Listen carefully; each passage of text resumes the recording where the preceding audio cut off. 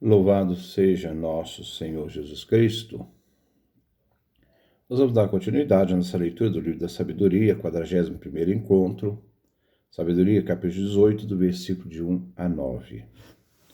Ouçamos nossa leitura. Para os teus santos, porém, havia plena luz. Os outros que lhes ouviam as vozes, mas não lhes viam a figura, os felicitavam por não estarem sofrendo. Também lhes agradeciam por não lhes terem feito mal, apesar de maltratados, e lhes pediam, por favor, que fossem embora. Em vez de trevas, destes aos teus uma coluna de fogo, para guiá-los no caminho desconhecido, como o sol inofensivo que iluminava sua gloriosa migração. Os outros mereciam ficar sem luz e aprisionados pelas trevas, porque haviam aprisionado os teus filhos, queriam transmitir ao mundo a luz incorruptível da tua lei.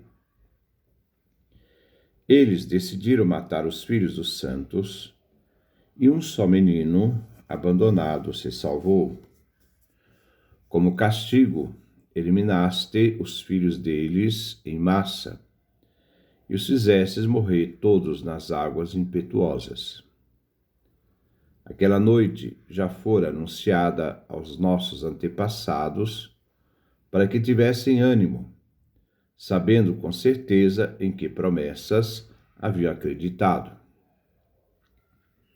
Teu povo esperava a salvação dos justos e a ruína dos inimigos. E, de fato, enquanto punias os adversários, tu nos cobrias de glória, chamando-nos para ti. Os filhos santos dos justos ofereciam sacrifícios às escondidas e de comum acordo estabeleceram essa lei divina. Os santos participariam solidariamente dos mesmos bens e perigos. E fariam isso entoando os cânticos dos antepassados. Este é o nosso texto que nós vamos refletir no dia de hoje. Versículo 1. Para os teus santos, porém, havia plena luz. Os outros que lhes ouviam as vozes, mas não lhes viam a figura, os felicitavam por não estarem sofrendo. Este versículo é uma repetição do livro do Êxodo, capítulo 20, versículo 23b, em que se afirma que todos os santos, isto é, os israelitas, tinham luz em seus povoados. Os santos, o povo de Israel, aqui se opõem aos egípcios. A plena luz significa a claridade do meio-dia, em que não há sombras, enquanto os egípcios estavam nas trevas e também estavam aprisionados numa noite totalmente escura, em que nem a luz penetrava. Os egípcios estavam assim cegos no meio do povo de Israel, visto que o povo escolhido não havia sido atingido pelas trevas. Versículo 2. Também lhes agradeciam por não lhes terem feito mal, apesar de maltratados. Eles pediam, por favor, que fossem embora. Assim, o povo escolhido que estava na luz e tudo via, não se aproveitou da situação. O povo não fez nenhum mal aos egípcios. Mesmo que os egípcios os tivessem maltratados, com a servidão e o sofrimento. Assim o povo de Deus não se vingou dos egípcios, aproveitando a oportunidade daqueles que estavam nas trevas e nada viam. Os egípcios pediam que os israelitas fossem embora, que saíssem, a fim de que a praga, que feriu somente o Egito, pudesse cessar.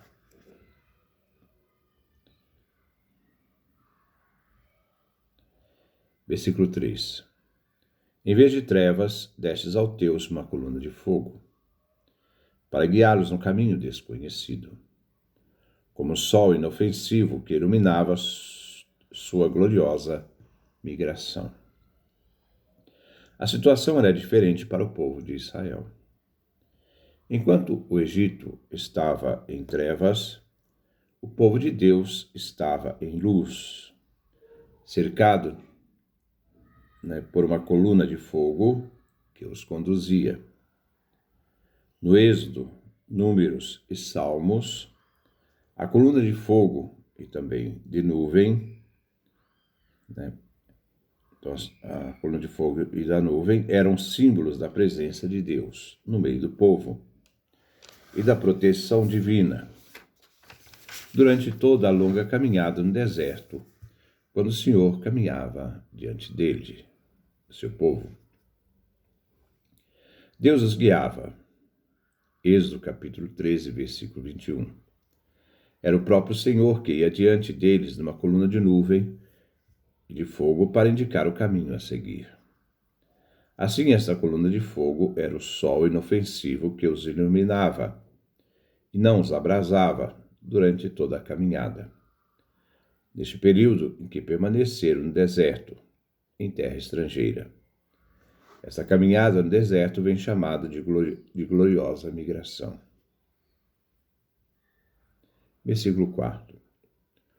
Os outros mereciam ficar sem luz e aprisionados pelas trevas, porque haviam aprisionado os teus filhos, queriam transmitir ao mundo a luz incorruptível da tua lei. O povo egípcio ficou nas trevas, por merecimento, porque haviam escravizado o povo de Israel. Este povo, que pela lei iria transmitir ao mundo a luz da lei. Moisés foi o mediador entre Deus e o povo eleito, e é por meio dele que Israel recebeu a lei no Sinai. Êxodo capítulo 19, versículo 3 a 24. Esta lei é a luz das nações. Salmo 119, versículo 105. Luz não só para Israel, mas para todos os povos da terra. Assim, o povo de Deus tem uma missão no mundo, que é transmitir a luz incorruptível da lei. Como Moisés mediou entre Deus e o povo, dando-lhe a lei, agora é o povo eleito que vai mediar entre Deus e o resto do mundo através da lei. Versículo 5. Eles decidiram matar os filhos dos santos, e um só menino, abandonado, se salvou. Como castigo, eliminaste os filhos deles em massa, e os fizeste morrer, todos nas águas impetuosas. Novamente, o santo se refere ao povo eleito. Os egípcios resolveram matar as crianças dos israelitas. Só Moisés se salvou das águas. Assim, os egípcios foram castigados pela morte dos primogênitos, como também do exército de Faraó, que foi afogado no mar. Deus sai em defesa do seu povo Israel. Ele, que é seu filho primogênito. Êxodo, capítulo 4, versículo 22 a 23. E assim castiga os egípcios com aquilo que se peca. Por isso, ele vem castigado por meio das águas. Versículo 6.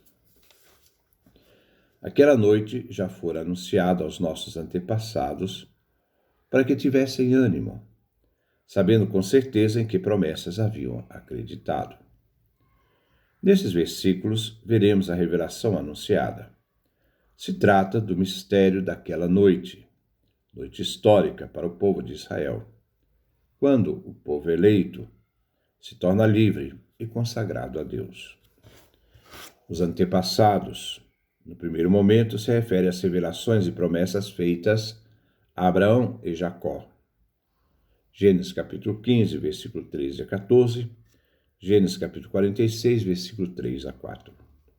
Quando Deus fez ver antes de acontecer o que Javé promete aos patriarcas. No segundo momento, refere a Êxodo capítulo 12, versículo 21 a 23. E nos relata como Moisés preparou o povo para aquela noite, manifestando o que haveria de acontecer, a fim de que o povo tivesse ânimo, compreendendo a grande aventura da libertação da escravidão do Egito, enfrentando assim o futuro incerto, cheio de perigos que seriam enfrentados no deserto. As promessas que Deus fez aos pais. As promessas que Deus fez aos pais, isso é, aos patriarcas, e que eles acreditaram, e que os israelitas também puderam testemunhar através da realização dessas promessas. Versículo 7. Teu povo esperava a salvação dos justos e a ruína dos inimigos. Moisés havia instruído o povo. A salvação se refere à libertação da morte dos primogênitos, onde os filhos de Israel foram poupados. A situação era a libertação do jugo da escravidão.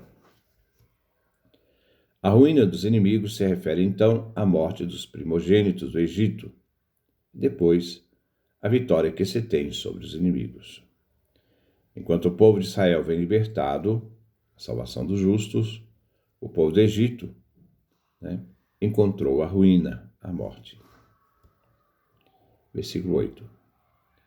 E de fato, enquanto punias os adversários, tu nos cobrias de glória, chamando-nos para ti. A morte dos primogênitos foi um castigo terrível para os egípcios. Assim, o povo de Israel, devido a este fato, ficou livre para se consagrar inteiramente a Javé Deus. Javé tinha escolhido Israel como seu povo. Êxodo, capítulo 6, versículo 2 a 8. E chamou o seu povo por meio de Moisés, a fim de que ele pudesse falar com seu povo e fazer um pacto de aliança no deserto. A Páscoa foi um pré-anúncio do sacrifício e da aliança no deserto. Javé chamou Israel para si, por pura escolha e amor. Uma livre escolha, ele escolheu a menor das nações. Versículo 9. Os filhos santos dos justos ofereciam sacrifícios às escondidas e, de comum acordo, estabeleceram esta lei divina. Os santos participariam solidariamente dos mesmos bens e perigos. E fariam isso entoando os cânticos dos antepassados. A ceia pascal é o modelo da celebração litúrgica da Páscoa judaica. Podemos encontrar no livro do Êxodo, capítulo 12, onde se descreve os detalhes de como se deve preparar a Páscoa, como se devia preparar a Páscoa. Assim, os filhos santos, os justos, eram os piedosos. Eles oferecem sacrifícios, isto é, a ceia pascal, que vem considerado o verdadeiro sacrifício em honra de Javé Deus, onde o cordeiro era imolado, a vítima. Os sacrifícios eram oferecidos às escondidas, nas casas, estabelecendo assim esta lei divina, considerada lei perpétua. Êxodo capítulo 12, versículos 14, 17 e 24. Onde o povo solidário participava de um destino comum. Eles participavam dos mesmos bens e destino experimentados na caminhada do deserto. Eles entoavam hinos, cânticos dos antepassados. Aqui se refere a um conjunto de hinos, frutos de uma longa tradição, que constituíram o Hallel, ou Aleluia, referindo aos Salmos 113 até 118, que eram cantados durante a ceia pascal. Pode-se entender que no deserto o povo escolhido cantava estes cantos no rito da ceia pascal. Esse é o nosso comentário. Que Deus nos dê a sua graça, a sua bênção, sua face resplandeça sobre nós.